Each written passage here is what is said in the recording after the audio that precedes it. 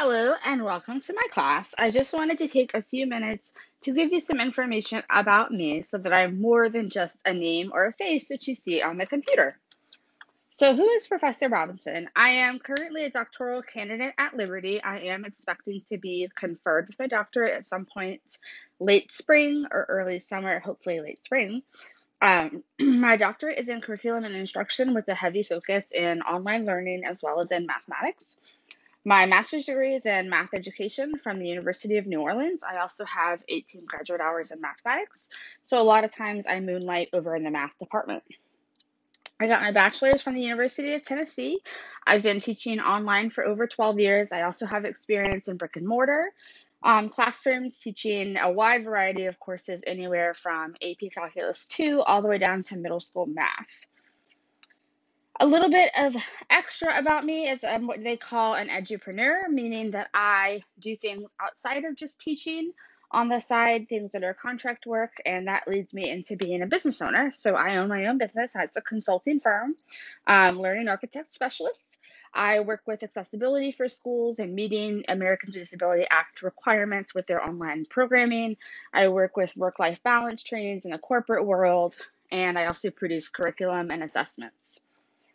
So I'm also a mathematician. I do love moonlighting over in the math department. I also teach Spanish classes, and I work as a STEM consultant within physics and some of the more heavily math STEM related things.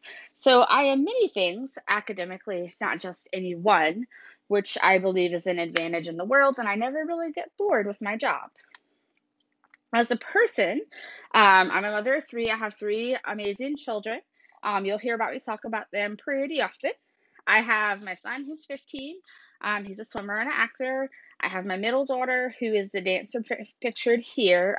She's trained in a ballet conservatory, and she also competes. So 9 times out of 10, if you are getting email from me at night, I am emailing you from the dance studio, or on the weekend from a dance competition. And then my youngest is the one in the Maleficent dress because she is my little mold breaker, and she is that darling child in your classroom that you absolutely love to reach because she's mischievous and very, very smart. So you don't want to let her get bored. A lot of what drives my educational philosophy is my three children because they're all incredibly different. My son very much has an engineering brain.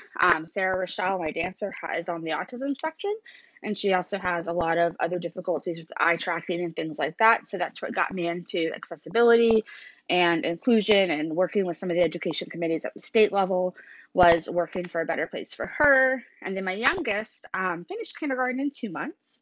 So she's very, very, very bright, but she also gets bored easily, and that's when we all are slightly terrified. I'm very curious, which is why I have my hands in so many things at various times. I'm an avid reader. I do a lot of reading. I have Kindle Unlimited. I've got so many books that I like to read whenever I have 5 or 10 minutes. Harry Potter is an entire room of my house. I absolutely adore Harry Potter, and we are Disney cruise obsessed. We're going on our 6th Disney cruise in April of this year. So you'll see a lot of us doing things with that if you see fun pictures throughout the course. What to expect with this course.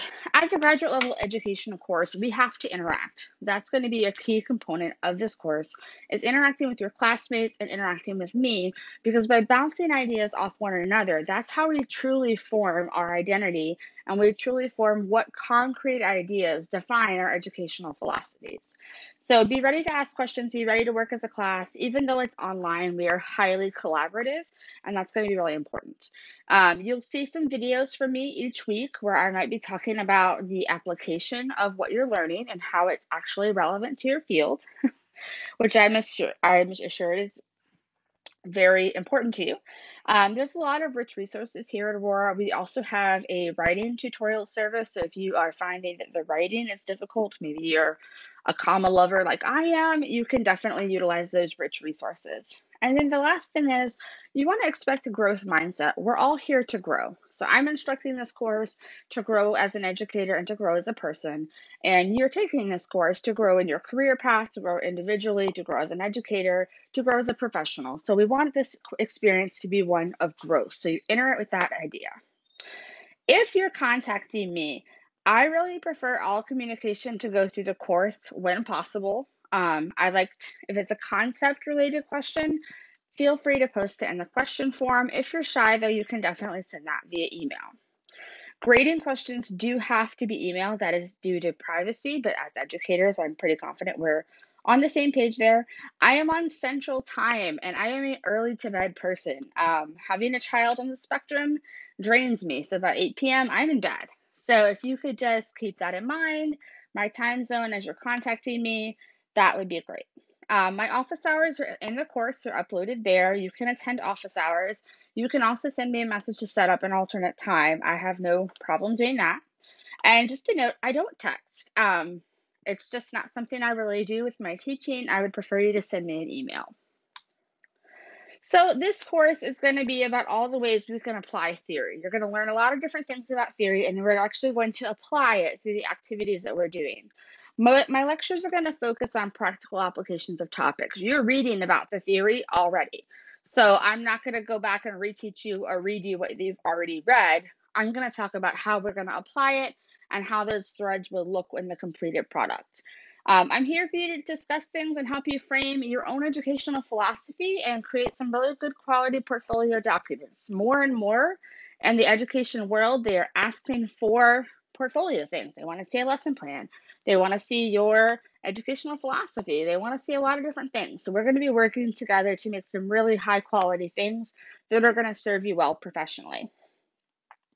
You're also going to be asked to think a lot in this course. This is a graduate course, so we are looking at really critically thinking about the things and the philosophies that we're learning. And something I like to say is sometimes those ideas need to simmer because we read theory and it's often not quite a reality. So sometimes making that connection between the theory and the reality just takes some time. So it might be good for you to divide your week up where you're doing your readings early on in the week and you're giving yourself a little bit of time to simmer and to let it sit in the back of your mind. Then you'll be able to make those connections and you'll have some real time to think about things to get some really good answers. And that is all of my introduction. I look forward to this course with all of you. I hope that you find it something that grows you as an individual and as a professional.